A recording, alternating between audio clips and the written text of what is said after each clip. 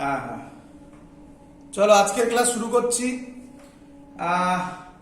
আজকে আমরা যেটা করব সেটা হচ্ছে থার্মোডায়নামিক্সের আগের দিন আমি বেশ কিছু লজিক বলেছিলাম, ইনিশিয়াল ক্লাস ছিল। আজকে আমরা যেটা করব সেখানে থার্মাল ইকুইলিব্রিয়াম থেকে শুরু করব এবং খুব ইম্পর্টেন্ট প্রচুর ফর্মুলা করব, প্রচুর ফর্মুলা। যে ফর্মুলাগুলো অলরেডি তোমাদের আরেকটা চ্যাপ্টার হবে থার্মোডায়নামিক্স শেষ হওয়ার পর, চ্যাপ্টার বলছি ওটা, তার নাম হবে কেটিজি, kinetic theory of gas.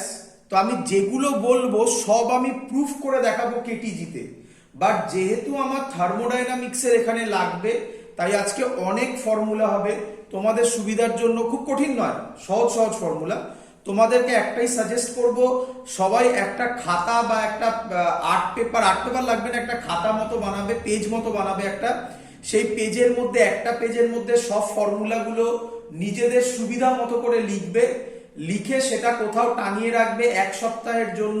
Just ফর্মুলাগুলোকে বারবার দেখবে, নয়তো কিন্তু থার্মোডায়নামিক্স কঠিন হতে চলবে।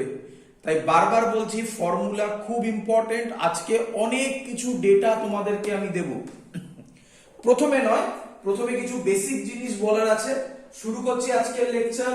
তো ফার্স্ট জিনিস হচ্ছে গিয়ে থার্মোডায়নামিক ইকুইলিব্রিয়াম। Thermodynamic equilibrium. প্রথম কোশ্চেন হচ্ছে হোয়াট ইজ থার্মোডায়নামিক ইকুইলিব্রিয়াম। তো দ্যাটস ওয়াই আমরা প্রথমে ইকুইলিব্রিয়ামকে তিন ভাগে ভাগ করা হয়েছে। ইকুইলিব্রিয়াম, শুধুমাত্র ইকুইলিব্রিয়ামকে তিন ভাগে ভাগ করা হয়েছে। Number one, mechanical equilibrium. Mechanical equilibrium. Mechanical equilibrium মানে কি? মেকানিক্যাল ইকুইলিব্রিয়াম মানে, আমরা মেকানিক্স পড়েছি থার্মোডায়নামিক্সের আগে, সেখানে আমরা দেখেছি যদি কোনো বডির ওপর নেট ফোর্স জিরো হয় তাহলে তাকে বলা হয় মেকানিক্যাল ইকুইলিব্রিয়াম। যদি নেট ফোর্স জিরো হয় তাহলে তো নিঃসন্দেহে অ্যাক্সিলারেশনও কি হবে? নেট ফোর্স যদি জিরো হয় তাহলে অ্যাক্সিলারেশনও কি হবে? সব সময় হতেই হবে জিরো, তাই তো? তাহলে অ্যাক্সিলারেশনও জিরো হবে। বাট একটু এগিয়ে বলছি, আমি আগেও বারবার বলেছি ওয়ার্ক পাওয়ার এনার্জির সময়, এটা একটা খুব ইম্পর্টেন্ট পোরশন, বাট আমরা এখনো পর্যন্ত ওটাকে করিনি কারণ একটু বোরিং হয়ে যাচ্ছিল, একই মেকানিক্স অনেক দিন ধরে হচ্ছিল, তাই টেস্ট চেঞ্জ করার জন্য থার্মোডায়নামিক্সে এসেছি। সেন্টার অফ মাস, তো আপাতত তোমরা ভাবো acceleration of centre of mass zero. এটা লিনিয়ার মোশনের জন্য। অ্যাঙ্গুলার মোশনে ফোর্সটা হয়ে যায় টর্ক, তাহলে টাউ নেটও জিরো হতে হবে। আর সেম জিনিস ওখানে যেটা অ্যাক্সিলারেশন থাকে সেটা এখানে বলা হয় অ্যাঙ্গুলার অ্যাক্সিলারেশন, সেটাকে আলফা দিয়ে বলা হয়। সিওএম মানে সেন্টার অফ মাস, এটাও জিরো হবে। তো এটা নিয়ে আমরা এত কিছু পড়িনি, তবে মনে আছে আশা করি তোমাদের, আমরা একটা চার্ট করেছিলাম, তাতে করেছিলাম এস থিটা হয়, ভি ওমেগা হয়, মনে পড়ছে? ইউনিফর্ম সার্কুলার মোশনে আমরা করেছিলাম, বলে দিচ্ছি ইউনিফর্ম সার্কুলার মোশনের ভিডিও দেখো, তাতে এরকম চার্ট ছিল, এস থিটা হয়, ভি ওমেগা হয়, অ্যাক্সিলারেশন আলফা হয়, সেটাই লিখেছি দেখো। আর ফোর্স দেখবে, টর্ক হয়, তাই রোটেশনের জন্য tau net zero. Tau net মানে acceleration of centre of mass zero. তাহলে খুব সিম্পল থিং, যদি কোনো বডি মেকানিক্যাল ইকুইলিব্রিয়ামে থাকে, দ্যাট মিন্স ওর উপর net force zero, net translational force বলে এটাকে, ট্রান্সলেশনাল ফোর্স তো জিরো, নেট টর্কও জিরো। আর এটা যদি জিরো হয় তাহলে তো বোঝাই যাচ্ছে অ্যাক্সিলারেশন অফ সেন্টার অফ মাসও zero, angular acceleration of centre of মাসও জিরো। ক্লিয়ার? সবার বোঝা গেছে what is mechanical equilibrium? Clear? একটু জোরে কথা বলো, আরেকবার।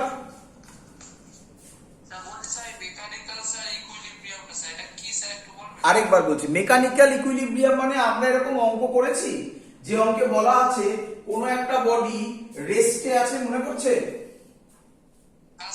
হ্যাঁ, তাহলে আমরা সেখানে ধরেছিলাম তার উপর নেট ফোর্স 0, সেটাকেই বলা হয় ইকুইলিব্রিয়াম। তারই নাম মেকানিক্যাল ইকুইলিব্রিয়াম। এই যে ছবিটা আমি এঁকে দেখাচ্ছি, মনে পড়ছে এই ছবিটা? আরে একদম নিউটনস লজ অফ মোশনের বেসিক ডায়াগ্রাম। নিচে ছিল mg, উপরে ছিল r বা n, মনে পড়ছে? বডি নিচেও যাচ্ছে না উপরেও যাচ্ছে না, দ্যাট মিন্স বডিটা ইকুইলিব্রিয়ামে আছে। এখন থেকে সেটা কি ইকুইলিব্রিয়াম? Mechanical equilibrium. ক্লিয়ার?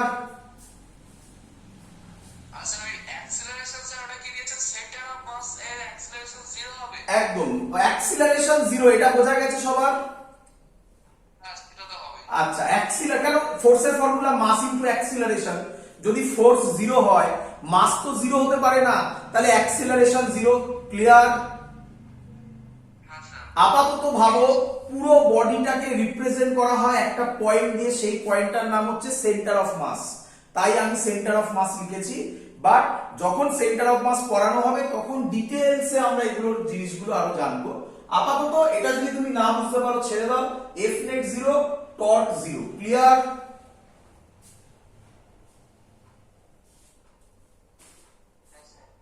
চলো, নেক্সট ইকুইলিব্রিয়ামের নাম হচ্ছে থার্মাল ইকুইলিব্রিয়াম। এইখানে একটা ঝামেলা আছে, বড় রকমের ঝামেলা আছে। থার্মাল ইকুইলিব্রিয়াম, থার্মাল ইকুইলিব্রিয়াম আমরা সবাই জানি, আমার কাছে একটা বডি আছে, এটার নাম এ, আরেকটা বডি আছে, এটার নাম বি। দুটো বডিকে যদি আমি কন্ট্যাক্টে রাখি তাহলে এদের মধ্যে এই দুটো বডি থার্মাল ইকুইলিব্রিয়ামে থাকবে যদি এদের টেম্পারেচার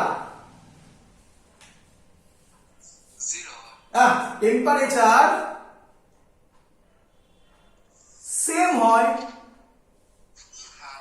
0 কোথা থেকে? চেঞ্জ ইন টেম্পারেচার কি? Temperature constant or change in temperature কি? 0। Clear? So two bodies are in thermal equilibrium when there exists a common temperature between these two bodies. এই যে কনসেপ্টটা বললাম, এই কনসেপ্টটা 99.99% কেসে ঠিক। বলো বুঝলে কিনা? এবং তোমাদের সব বইতে আমি এখন যে কনসেপ্টটা বললাম এই কনসেপ্টটাই দেওয়া আছে যে দুটো বডি কখন ইকুইলিব্রিয়াম, থার্মাল ইকুইলিব্রিয়ামে থাকবে যখন তাদের মধ্যে সেম টেম্পারেচার সেম থাকবে বা কনস্ট্যান্ট থাকবে বা চেঞ্জ ইন টেম্পারেচার 0 হবে। এটা 99.99% কেসে কারেক্ট ডেফিনেশন। বাট একটা কথা বলে রাখছি, খুব রেয়ার ফেনোমেনা, সেটাকেও থার্মাল ইকুইলিব্রিয়াম বলা হয়। থার্মাল ইকুইলিব্রিয়াম মানে জেনারেল কথা বলছি, পরে বড় হয়ে গিয়ে পড়বে বা আইআইটি অ্যাডভান্সে এরকম কোশ্চেন দিতে পারে, এখনো পর্যন্ত দেয়নি, দিতে পারে। কি বলছে? থার্মাল ইকুইলিব্রিয়ামের অ্যাকচুয়াল ডেফিনেশন হচ্ছে P pressure, volume, temperature, mass, number of mole, এরা সবাই কনস্ট্যান্ট। তুমি কি বলেছিলে? তুমি শুধু বলেছিলে টেম্পারেচার কনস্ট্যান্ট, তাই তো নাকি?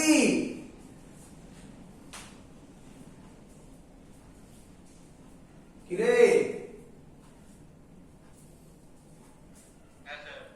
বাট অ্যাকচুয়ালি হচ্ছে প্রেসার, ভলিউম, টেম্পারেচার, মাস আর এন মানে হচ্ছে নাম্বার অফ মোলস, এরা সবাই কনস্ট্যান্ট। যাই হোক, আমি এটা আরো দেখতে যাব, একটু ধৈর্য ধরো, আপাতত লিখে নাও। সো থার্মাল ইকুইলিব্রিয়াম মানে ম্যাক্সিমাম বইতে লেখা থাকবে if the temperature of the two bodies are same or constant then these two bodies are in thermal equilibrium condition. So thermal equilibrium এটাই ভাবো আপাতত। আমি প্রেসার, ভলিউম, টেম্পারেচারটা, এই প্রেসার, ভলিউম বাকিগুলো নিয়ে এক্সপ্লেন করব। তো এটাকেই বলা হয় থার্মাল ইকুইলিব্রিয়াম। ক্লিয়ার? সবার বোঝা গেছে?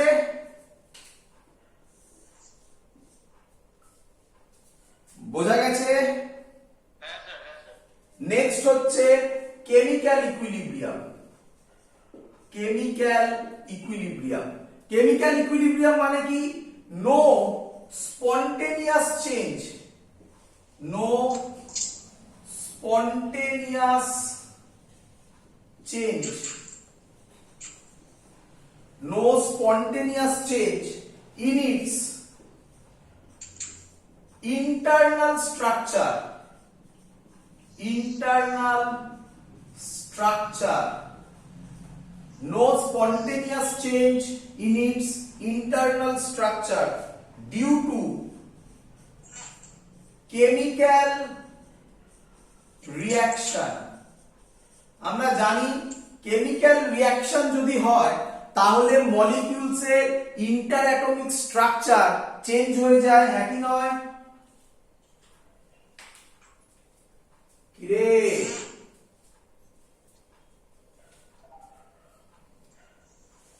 যদি দুটো মলিকিউল যদি কেমিক্যাল রিঅ্যাকশন হয় তাদের মধ্যেকার ইন্টারনাল স্ট্রাকচার চেঞ্জ হয়ে যায়। বলছে কেমিক্যাল ইকুইলিব্রিয়ামে যদি থাকে তাহলে তাদের মধ্যে কোনো ধরনের এরকম কোনো রিঅ্যাকশন হবে না যাতে মলিকিউলের ইন্টারনাল স্ট্রাকচার চেঞ্জ হয়। Clear?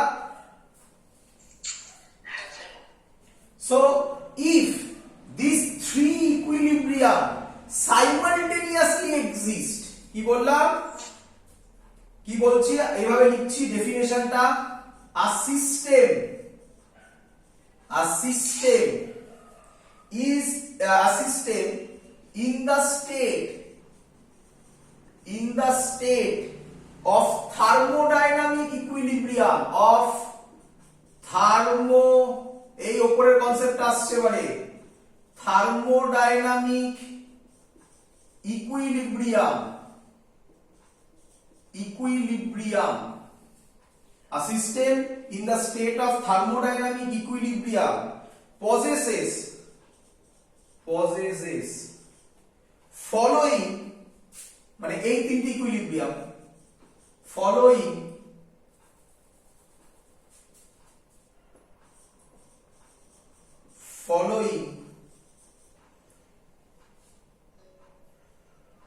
a system in the state of thermodynamic equilibrium possesses following equilibrium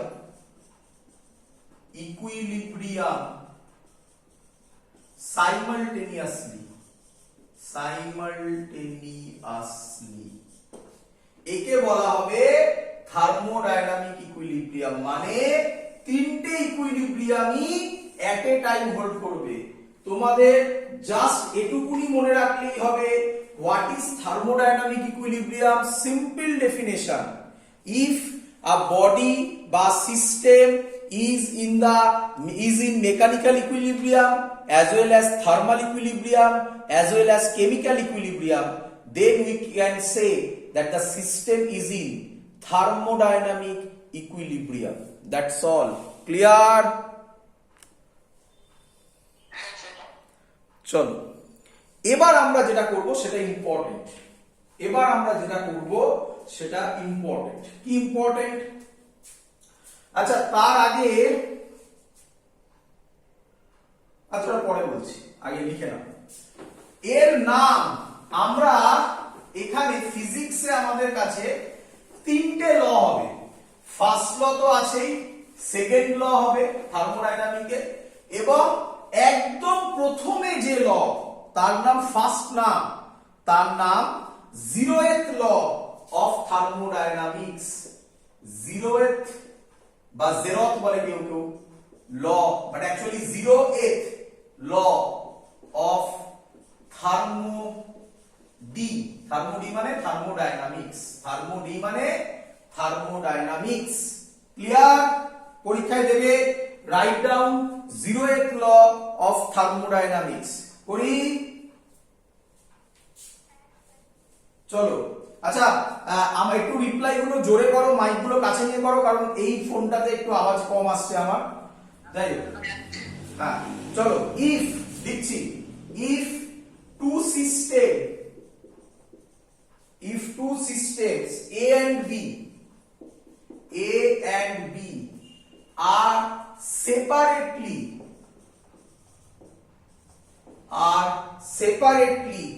in thermal equilibrium,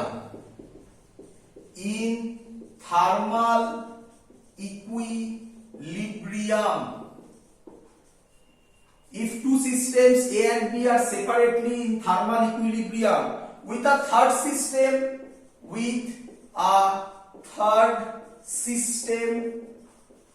C.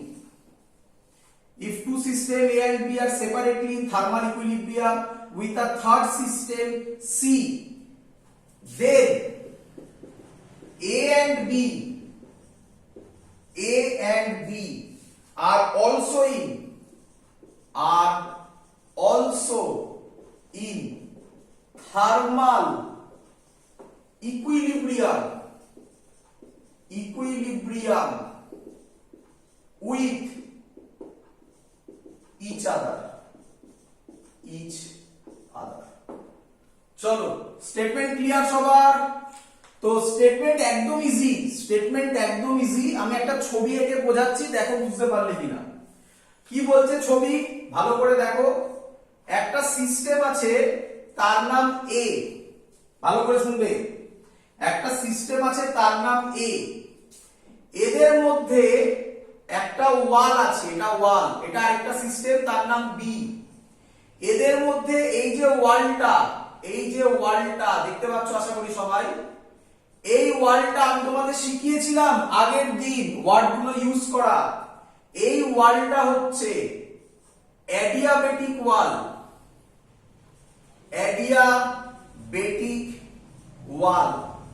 বলো অ্যাডিয়াবেটিক ওয়াল কাকে বলে? অ্যাডিয়াবেটিক ওয়াল হচ্ছে সেই ওয়াল যার মধ্যে দিয়ে কোনো এনার্জি এক্সচেঞ্জ হয় না। মনে পড়ছে আগের দিন পড়ানো হয়েছিল? একদম। তা ওটা তো পরে আমি বলেছিলাম তোমাদের সহজে বোঝানোর জন্য যে ওর নাম ইনসুলেটর। বাট অ্যাকচুয়ালি অ্যাডিয়াবেটিক মানে হচ্ছে যার মধ্য দিয়ে কোনো ধরনের এনার্জি এক্সচেঞ্জ হয় না। ক্লিয়ার? কিরে চলো তাহলে এ আর বি তাদের মধ্যে অ্যাডিয়াবেটিক ওয়াল আছে। তাহলে আমি ধরলাম এ টেম্পারেচার টিএ, বি এর টেম্পারেচার টিবি। ধরলাম। আমি জানি না টিএ টিবির মধ্যে রিলেশন কি, আমি জানি না। বলছে কি? বলছে এখানে একটা ওয়াল আছে, এই ওয়ালটা এইভাবে দেখাই ডট ডট দিয়ে। এই ওয়ালটা ডায়াথার্মিক ওয়াল। ডায়াথার্মিক ওয়াল মানে, আচ্ছা তার আগে বলে নি, এর ওপর আরেকটা সিস্টেম আছে, তার নাম সি। এই পুরো ওয়ালটা হচ্ছে ডায়াথার্মিক ওয়াল। তার মানে এই সি আর এর মধ্যে এনার্জি এক্সচেঞ্জ, ডায়াথার্মিক মানে যাদের মধ্যে এনার্জি এক্সচেঞ্জ হয়। তোমাদের সহজ করে বোঝানোর জন্য আগের দিন বলেছিলাম কন্ডাক্টর।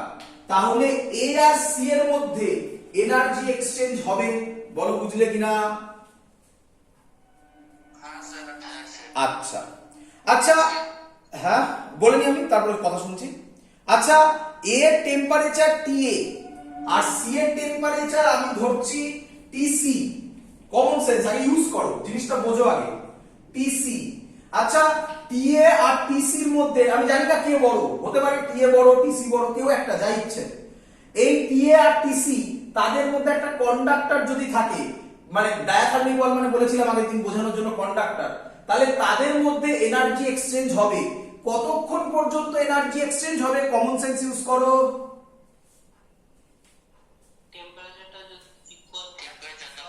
যতক্ষণ না টেম্পারেচার ইকুয়াল হচ্ছে। হ্যাঁ কি নয়?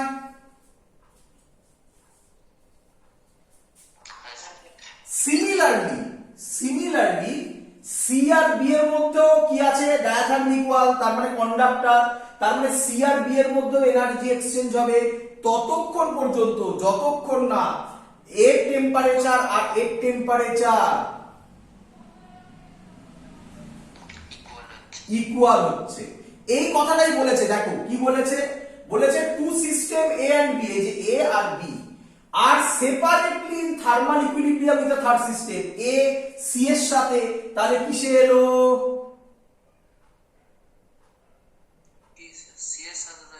থার্মাল ইকুইলিব্রিয়াম এলো। বি ও সি এর সাথে কিসে এলো, থার্মাল ইকুইলিব্রিয়াম এলো। তাহলে অবভিয়াসলি আমরা কি বলতে পারি, এ আর বি এর মধ্যে, এদের মধ্যে কিন্তু অ্যাডিয়াবেটিক বল, কিন্তু আমরা কি বলতে পারি, এ যদি এর সাথে থার্মাল ইকুইলিব্রিয়ামে থাকে, এ যদি এর সাথে থার্মাল ইকুইলিব্রিয়ামে থাকে, তাহলে এ আর বি ও সেপারেটলি থাকবে, মানে এরাও তো তারা থাকবে, এরাও তাহলে থার্মাল ইকুইলিব্রিয়ামে থাকবে। দেখো এই স্টেটমেন্টটাই বলেছে, দে এ এন্ড বি আর also in thermal equilibrium with each other. Simple thing, এই ছবি আঁকবে, কমপ্লিট। Clear idea? তাহলে সে অ্যাডিয়াবেটিক ওয়ালটা তাহলে থাকছে কি করে? অ্যাডিয়াবেটিক ওয়ালটা থাকার উদ্দেশ্য হচ্ছে প্রথম লাইনটা বোঝানো, যে if two system A and B R separately in thermal equilibrium, মানে এ আর বি এর মধ্যে কোনো এনার্জি এক্সচেঞ্জ হবে না, তাই তো নাকি? তার জন্য মাঝখানে অ্যাডিয়াবেটিকটা দেওয়া হয়েছিল। Clear idea? চলো চলো, এই যে কথাগুলো বলছি এগুলো খুব সহজ কথা বলছি, একদমই ইজি কথা বলছি। যাই হোক, আগে বলে নিই, পরীক্ষা যেগুলো আসছে সেগুলো তো আগে বলে দেওয়া দরকার, তারপরে কঠিন কনসেপ্টটা দেবো যেটা বইতেও নেই। চলো নেক্সট, নেক্সট লিখে ফেলো, definition of temperature from thermal equilibrium from zeroth law. খুব ইম্পর্টেন্ট, এটাও পরীক্ষায় দেবে। মুছে দিলে এটা,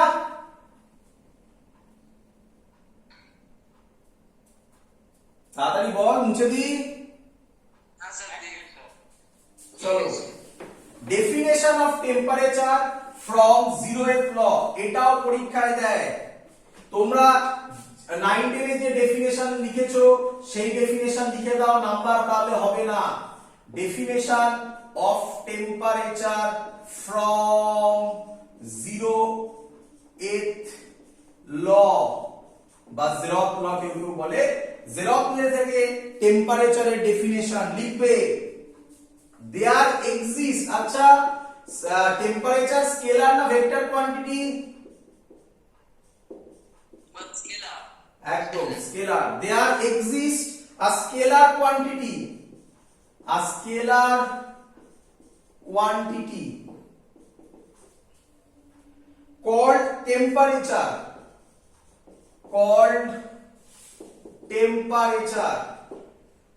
which is a property of all thermodynamic system, which is a property of all thermodynamic system,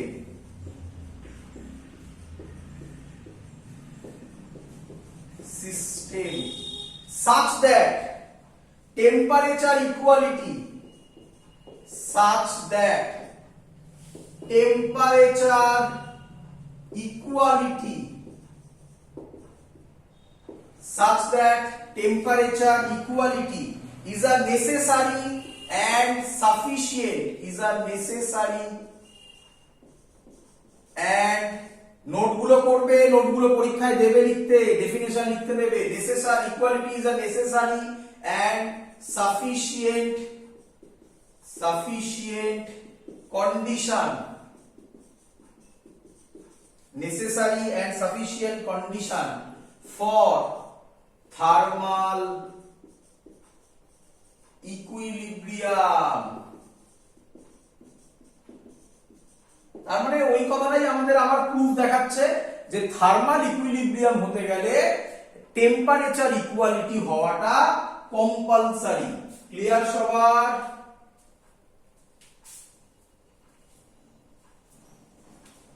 clear?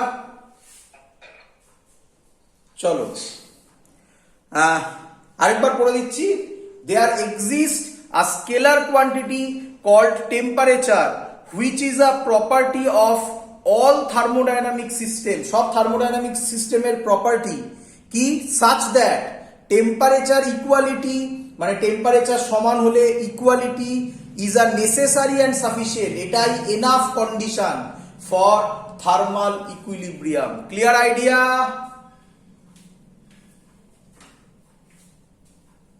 হ্যাঁ স্যার।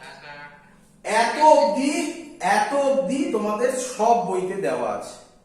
এবার আমি যে কথাটা বলবো সেটা এই ডেফিনেশনের বেসিক জায়গাকে, কোনটা বেসিক জায়গা? such that temperature equality is a necessary and sufficient condition, basic জায়গাতে কোশ্চেন মার্ক তৈরি করে দেবে, যে কনসেপ্টটা আমি এবার দেব। বাট স্যার অনিশকে একটু অ্যাড করে দাও স্যার। হ্যাঁ, অনিশ অ্যাড হতে চাইছে অনিশ। বাট এটাই এখন আমি যে কনসেপ্টটা দিতে চলেছি, আমি আবার রিপিট করছি, এখন আমি যে কনসেপ্টটা দিতে চলেছি একদম রেয়ার ফেনোমেনা, বাট এটা হতে পারে, তাই এখনই তোমাদের বলে রাখছি। বাট জয়েন্ট ছাড়া আমি এখন যে কথাটা বলছি সেটা তো মাথায় রাখার দরকারই নেই। তো কি বলছে ভালো করে শুনে নাও। অ্যাকচুয়াল থার্মাল ইকুইলিব্রিয়াম মানে কি? মুছে দিই আমি এটা। আচ্ছা এখানে করছি থাকুক ওটা। থার্মাল ইকুইলিব্রিয়াম কথাটার মানে আমি আগের দিন তোমাদের একটুখানি বলেছিলাম হয়তো। দেখো কি বলেছিলাম এটা হলো আমার একটা সিস্টেম।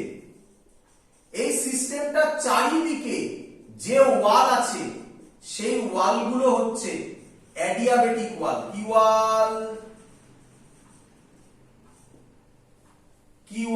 অ্যাডিয়াবেটিক ওয়াল। যদি অ্যাডিয়াবেটিক ওয়াল হয় তাহলে তোমরা জানো সিস্টেমের বাইরে যেটা সেটা হচ্ছে সারাউন্ডিংস। তাহলে সারাউন্ডিংস এর সাথে কোনো এনার্জি এক্সচেঞ্জ হবে কি হবে না? হবে না। যদি এনার্জি এক্সচেঞ্জ না হয় তাহলে প্রেসার যা ছিল কনস্ট্যান্টলি থাকবে, হ্যাঁ কি নয়?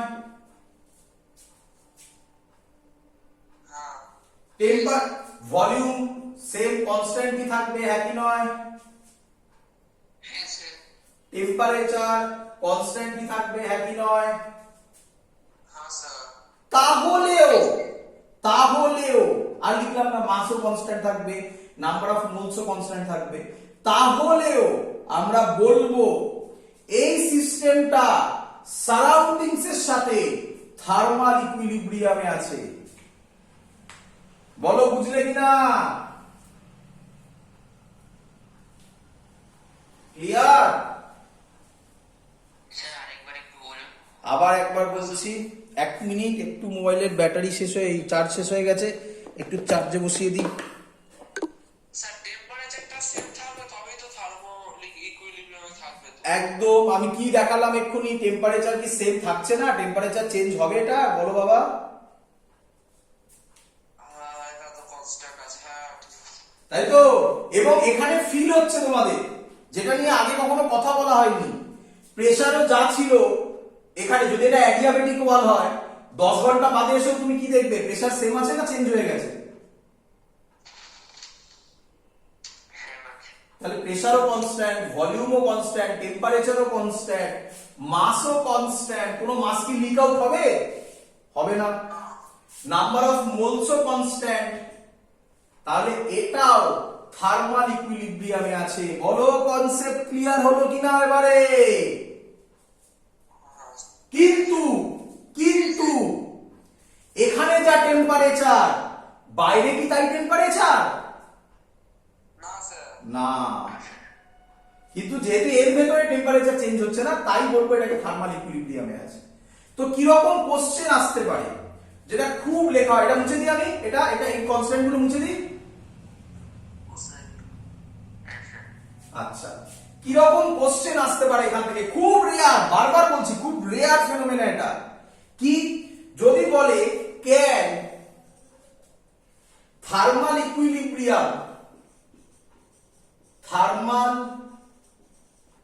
Equilibrium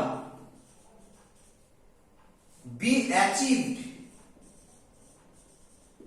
achieved between two bodies when they are having different temperature. দেখো কোশ্চেনটা পড়ে বোঝো কি বলছে, can thermal equilibrium be achieved between two bodies when they are having different temperature? 99% student বলবে এই কোশ্চেনটা যদি আসে যা আগে পড়িয়েছিলাম তার কনসেপ্টে সবাই বলবে নো, পসিবল নয়। বাট অ্যান্সার কি? ইয়েস, ইফ the walls, এই যে ওয়ালগুলো, if the walls are কি অ্যাডিয়াবেটিক। বলো কনসেপ্ট ক্লিয়ার কিনা? রেয়ার ফেনোমেনা, খুব rare phenomena, rare phenomena. Clear?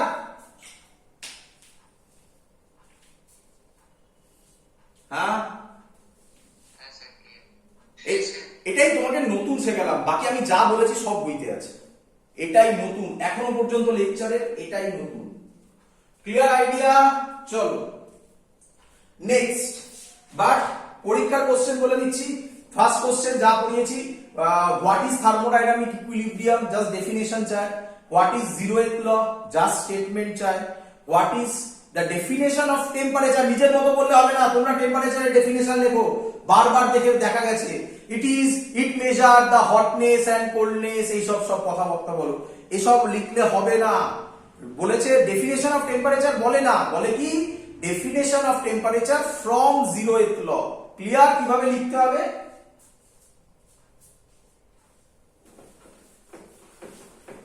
চলো এবার আমরা যেটা শিখবো তার নাম ইন্টারনাল এনার্জি। এটাও ভালো করে শিখবে। বইয়ের মতো যদি আমি পড়াই তাহলে খুব আরামসে 5 মিনিটে পড়িয়ে দেবো। বাট ইন্টারনাল এনার্জি অনেক বোঝার জিনিস। করি হয়েছে?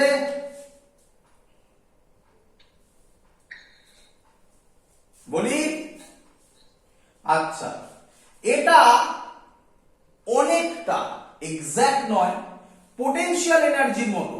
পোটেনশিয়াল এনার্জি যেমন কোনো পয়েন্টে মাপা যায় না, ইন্টারনাল এনার্জিও ইনডাইরেক্টলি মাপা যায়, ডাইরেক্টলি কোনো পয়েন্টে মাপা যায় না। তাই ইন্টারনাল এনার্জি সিম্বল সবসময় হয় ডেল্টা ইউ। রিপিট করছি, ইন্টারনাল এনার্জি ইউ যদি কোথায় লেখা থাকে সেটা ভুল লেখা আছে। সব সময় তুমি দেখবে, সব সময়